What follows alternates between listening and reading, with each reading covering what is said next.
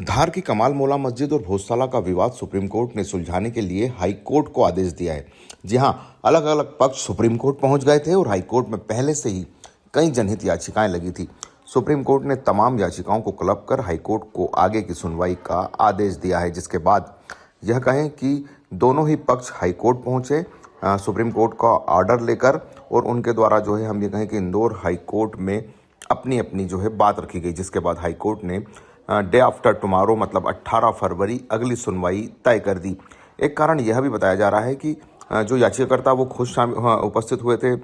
तमाम वकील जो हैं वो हड़ताल पर हैं, और हड़ताल की वजह शिवपुरी में वकील हत्याकांड जो है एक बड़ी वजह है।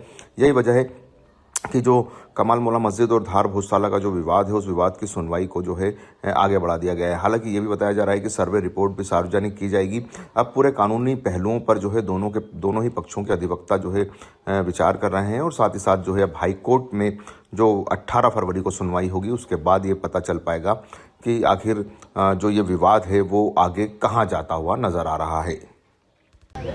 माननीय सुप्रीम कोर्ट ने जो पिछले 22 जनवरी को अपने आदेश दिए थे, उसके परिपालन में ही आज माननीय उच्च न्यायालय में न्यायमूर्ति विजय शुक्ला जी और न्यायमूर्ति आलोक अवस्थी जी की बेंच में यह सुनवाई नियत थी। इसमें हिंदू फ्रंट फॉर जस्टिस की ओर से, हिंदू पक्ष की ओर से मैं याचिकाकर्ता होने के नाते वहाँ पर उपस्थित था, और चूँकि आज वकील साहब की सभी की हड़ताल है, इसलिए माननीय जज साहब ने यह सुनवाई परसों 18 फरवरी तक के लिए आगे बढ़ाई है।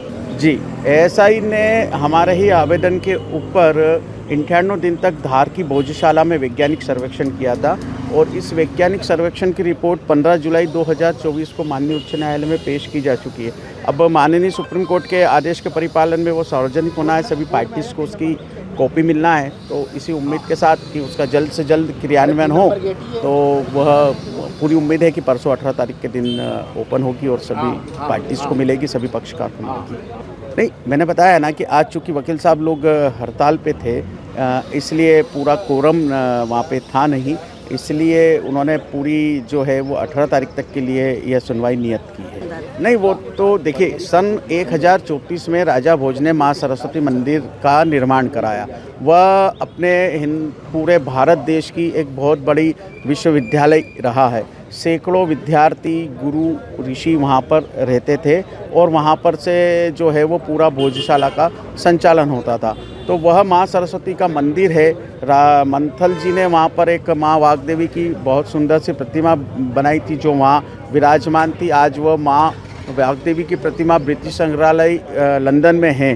तो हमें पता है, जो भोजशाला जाता है वो भोजशाला का रूप देख सकता है, वहाँ का स्तंभ देख सकता है, शिलालेख देख सकता है, शंख चक्र गदा पद्म, हिंदू समाज की, हिंदू धर्म के देवी देवताओं के चित्र हैं, फ़ोटो हैं, पूरे जो हैं वो वहाँ पर पूरा स्ट्रक्चर जो है भोजशाला का चीख के कहता है कि वो एक हिंदू मंदिर है।